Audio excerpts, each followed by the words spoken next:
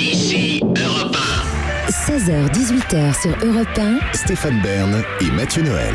1. Historiquement vôtre. Tous les jours des 16h, historiquement, je vous raconte l'histoire sans se la raconter. Elle nous raconte des histoires qui se transmettent d'un historien à l'autre. C'est Clémentine Portier-Kaltenbach. Aujourd'hui, Clémentine, eux aussi ont osé la transmission, la transfusion même, celle du sang. Les médecins pionniers Jean-Baptiste Denis et Arnaud Zanck. Oh, quel talent, excellente introduction. Notez que votre Marie Tudor, la Bloody Mary, elle aurait bien eu besoin de rencontrer les Jean-Baptiste Denis et Arnaud Zanck, parce que vous avez raconté sa pseudokiésis, là, ces deux grossesses nerveuses. On n'est pas entré dans le détail. Ah, c'est pourtant une histoire très forte, intéressante. Mais vous nous la raconterez une autre fois. Je vous raconterai ça une autre fois. Alors là, oui, elle aurait eu, en effet, certainement besoin d'une transfusion, parce qu'il me semble qu'elle est morte d'un cancer de l'utérus, d'ailleurs. Oui, des ovaires, plus précisément. Un cancer, d'accord, merci, docteur. En tout cas, les premières tentatives de transfusion, j'ai été ébahie en voyant ça, moi qui n'y connaissais rien comme vous, c'est qu'elles ont été faites en 1667, figurez-vous, par Jean-Baptiste Denis, et c'était du sang d'agneau. Donc il a injecté 300 millilitres de sang d'agneau dans les veines d'un jeune homme de 15 ans, qui, justement, l'ado en question avait été très affaibli par des saignées successives. C'était la grande mode à l'époque. Vous savez, quand vous alliez mal, on vous saignait. Et on lui a transfusé du sang d'agneau. Et puis, son état de santé s'est vraiment sensiblement amélioré, vraiment de façon spectaculaire. Mais la tentative suivante de Jean-Baptiste Denis a été faite avec du sang de bovin. Et là, ça s'est terminé très mal. Et du coup, la transfusion sanguine à partir de sang animal a été interdite, et il faudra attendre 1 siècle et demi avant qu'on ne recommence à tenter la chose. Parce que la vraie transfusion, celle que nous connaissons, c'est la transfusion sanguine entre hommes, de bras à bras. Oui. Déjà, on n'avait aucune notion de l'incompatibilité entre groupes sanguins.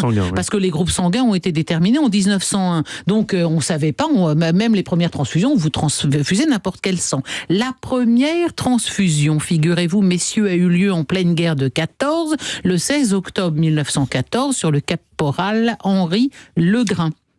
Et mon second personnage magnifique, Arnaud Zanck, il a été envoyé sur le front pendant la guerre de 14. Lui, il était dermatologue. Et en fait, il a été affecté au service du docteur Antonin Gosset, qui était un pionnier de la transfusion sanguine.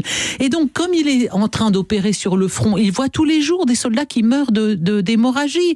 Et il comprend tout l'intérêt de pouvoir transfuser du sang. D'autant qu'au lendemain de la guerre, sa sœur est morte d'une hémorragie obstétrique. Donc, cette question l'a taraudé, et il a travaillé sur la transfusion, et en 1923, c'est lui qui a ouvert le premier centre de transfusion sanguine de France à l'hôpital Saint-Antoine à Paris. En 1914, vous savez combien il y avait de transfusions en 14 quand on commence l'année 14? Alors il y a déjà des victimes innombrables sur le front. 44 transfusions. En 1929, 262 et 35 000 à la veille de la guerre de la Seconde Guerre mondiale. Aujourd'hui, c'est quasiment 500 000 transfusions par an. Donc on est loin des 44 de la guerre de 14.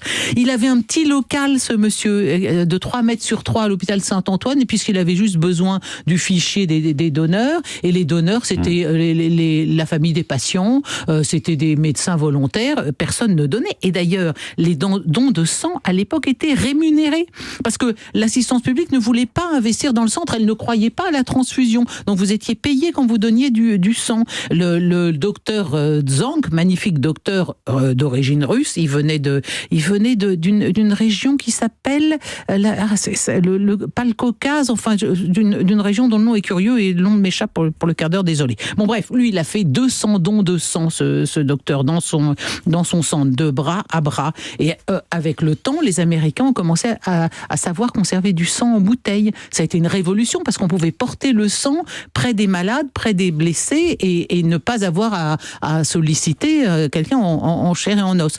Mon docteur Tsang, la magnifique personnage, il est parti en 40, comme il était juif étranger. Hop, il est russe et juif étranger. Il n'avait plus le droit de pratiquer avec les lois de Vichy.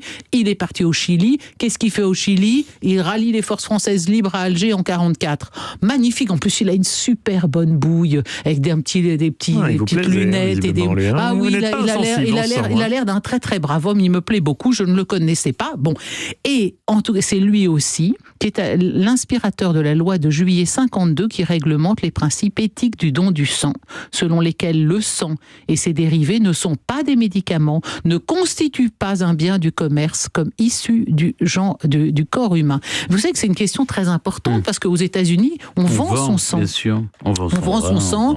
Et le sang, on peut le donner deux fois par semaine. C'est 27 € à chaque fois, donc $30.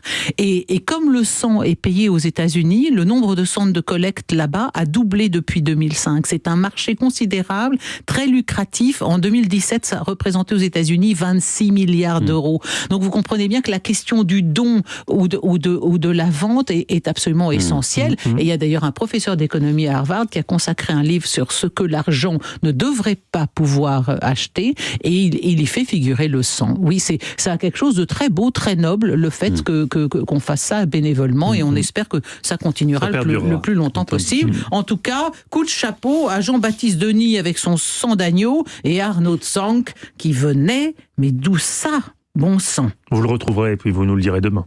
Merci beaucoup Clémentine. On peut acheter du sang, mais peut-on acheter des neurones? Ça serait bien pratique pour le quiz. À tout de suite. 16h-18h sur Europe 1. Historiquement vôtre.